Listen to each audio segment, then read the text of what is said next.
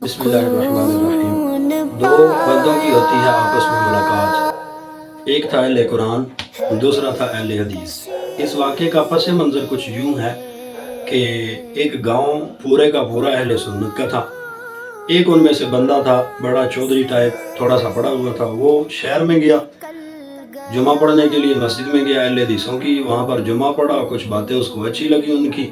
اب ہر جمعہ وہ وہیں پہ پڑھتا۔ وہ چودھری صاحب تقریباً مہینے دو کے اندر ہو گئے اہل حدیث کے، یہ بندے تو ٹھیک ہیں، قرآن حدیث کی بات کرتے ہیں بس۔ اب کیا ہوا کہ انہوں نے جا کے اپنے گاؤں میں بھی یہ کام شروع کر دیا۔ وہ لوگ جو اہل سنت تھے ان میں سے تقریباً 20 بندے کم و بیش اہل حدیث ہو گئے اہل سنت سے۔ اب یہ 20 بندے اہل حدیث کے تھے، انہوں نے آہستہ آہستہ پڑھنا شروع کیا، ترقی کی، دین میں مہارت حاصل کرنی شروع کر دی۔ تو ہوا کیا کہ انہوں نے مزید ترقی کی، 1-2 سال کے اندر یہ اہل حدیث سے بن گئے اہل قرآن۔ اب وہ جو شہر والے تھے جن کی وجہ سے یہ اہل حدیث ہوئے تھے، ان اہل حدیثوں کو کوئی پریشانی، ہمارے 15-20 بندے ہو گئے، وہ جو بڑا چودھری تھا اس نے بقیہ کو بھی کر لیا۔ اب اسے دکھ ہوا اہل حدیثوں کو، جو شہر والے، ان کے ایک شیخ الحدیث صاحب اپنی کتابوں کی گٹھڑی اٹھا کر چلے جاتے ہیں جی گاؤں میں چودھری صاحب کے پاس۔ چودھری صاحب سے ملاقات کی، سلام دعا کے بعد کہتے ہیں جی مجھے بڑا افسوس ہوا کہ آپ اہل قرآن ہو گئے ہیں۔ انہوں نے کہا اس میں افسوس کی کیا بات ہے، آپ قرآن کو نہیں مانتے؟ اس نے، شیخ الحدیث صاحب نے جواب دیا، نہیں تم میرا مطلب نہیں سمجھے، تم گمراہ ہو گئے اہل قرآن ہوگا۔ اس نے کہا مولوی صاحب توبہ کریں، استغفر اللہ، کیا قرآن گمراہ کرنے کے لیے اللہ نے نازل کیا تھا؟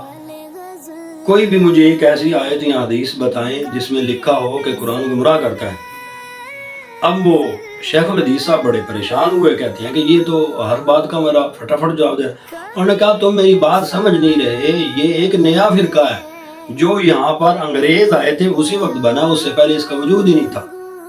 تو وہ فوراً اہل قرآن جو تھا چودھری صاحب، وہ بولے کہ آج سے پہلے مجھے اور آپ کو جو بھی بندہ یہ کہتا تھا کہ اہل حدیث ایک نئی جماعت ہے، اس کا پہلے وجود نہیں تھا۔ اب جواب اسے کیا دیتے تھے؟ آپ نے جو کہانی ان کو سنا رکھی تھی وہی میں آپ کو سناتا ہوں۔ آپ تو اس سوال کے جواب میں کہتے تھے اہل حدیث کوئی نئی جماعت نہیں ہے، جب سے حدیث ہے اس وقت سے اہل حدیث ہے، تو وہی جواب میرا ہے، جب سے قرآن ہے اس وقت سے اہل قرآن۔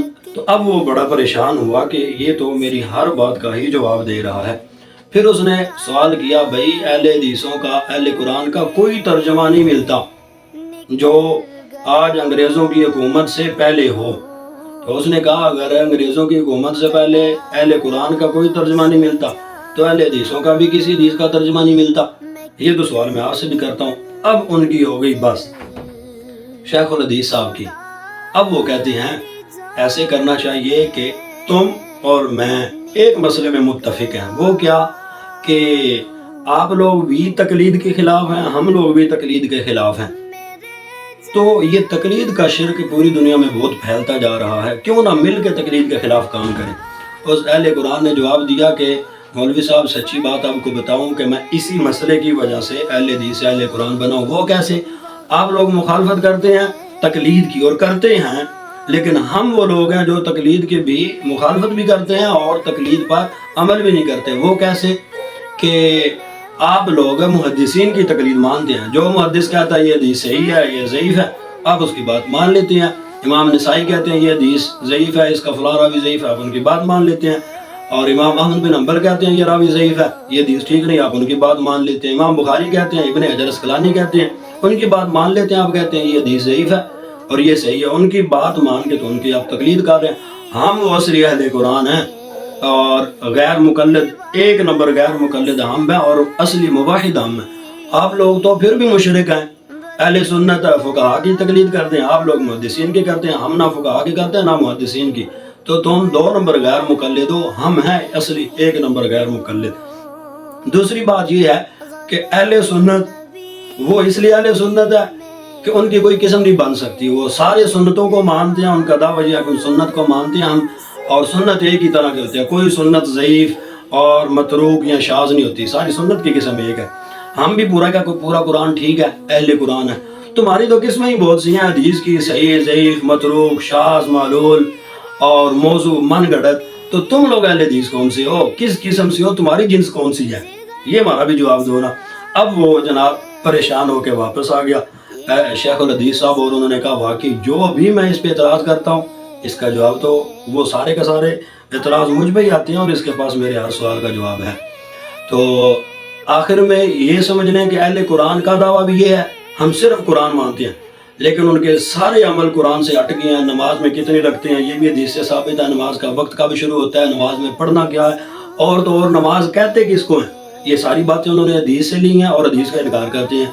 और ज़कात कितनी देनी है, कितना निसाब वो ज़कात होगी, कब कब ज़कात दी जाएगी, एक साल में कितनी बार ज़कात देंगे, कितने अरसे बाद ज़कात देंगे, ये सारी बातें उन्होंने हदीस से ली हुई हैं। और दावा उनका ये है कि हम सिर्फ कुरान को मानते हैं। सेम यही मामला अहले हदीसों में भी है, उनका दावा ये है कि हम सिर्फ और सिर्फ कुरान और हदीस मानते हैं। हकीकत ये है कि वो कितने ही सैकड़ों अपने अमल कुरान और हदीस से हट के करते हैं। मसलन नमाज से पहले जो सुनते पढ़ते हैं, नमाज के बाद जो सुनते पढ़ते हैं, उनमें तकबीर तहरीमा ऊंची कहते हैं। ये किसी भी हदीस से साबित नहीं है, कोई अहले हदीस नहीं दिखा सकता। ये कुरान और हदीस से हट के वो अहले सुन्नत से उन्होंने ये बात ली हुई है, इजमा से ली हुई है। और इमाम उनका ऊंची सूरह फातिहा पढ़ता है, मुक्तदी आहिस्ता सूरह फातिहा पढ़ते हैं सारे, और हर रकत में पढ़ते हैं, मुक्तदी भी इमाम भी। इसका जवाब हम पूछते हैं, भाई इमाम ऊंची सूरह फातिहा पढ़े, मुक्तदी आहिस्ता, इसकी तो हमें जरा हदीस दिखा दे। इसके उनके पास हदीस नहीं है, हदीस सिर्फ यही है सूरह फातिहा के बगैर नमाज नहीं होती। अब इमाम ऊंची पढ़े, मुक्तदी आहिस्ता, इसका जवाब हदीस से हमें कहीं भी नहीं मिलता। अब उसके बाद आ जाए रुकू की तस्बीह आहिस्ता पढ़नी है, ऊंची आहिस्ता पढ़ते हैं, उनके पास हदीस नहीं है। सजदे में तस्बीह आहिस्ता पढ़ते हैं, इसके उनके पास हदीस नहीं है। अत्तहियात आहिस्ता पढ़ती हैं, इसकी भी उनके पास हदीस नहीं है। कितने अमल अहले हदीस भी करती है, लेकिन उनके पास इसकी हदीस नहीं है। जैसे अहले कुरान के पास अपने मसले पे कुरान के अलावा बहुत सी चीज़ें हैं, लेकिन वो मानते नहीं। ऐसे ही अहले हदीस कुरान के अलावा कितनी चीज़ें मानते हैं, कुरान और हदीस के अलावा, लेकिन इनकार करते हैं, अभी हम कुरान हदीस के अलावा कुछ भी नहीं मानते, ना वो इजमा को मानते हैं ना क्यास। लेकिन अल्हम्दुलिल्लाह हम अहले सुन्नत है, हमारा नाम है अहले सुन्नत व जमात हनफी है।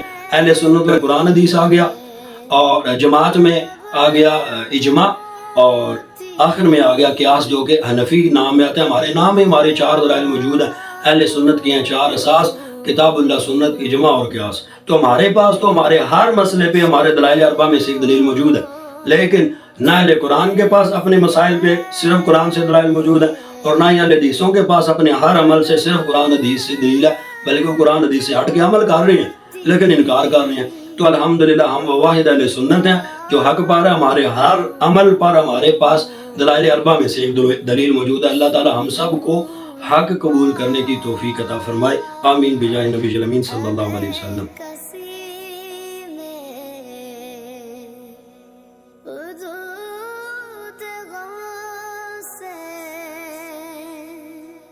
निकल गया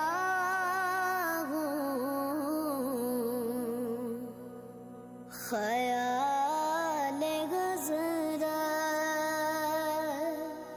जब आ गया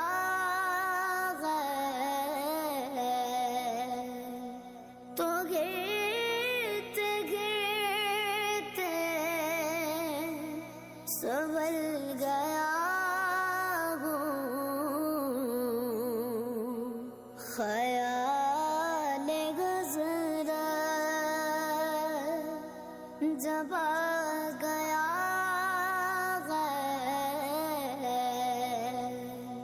तो गिरते गिरते संभल गया।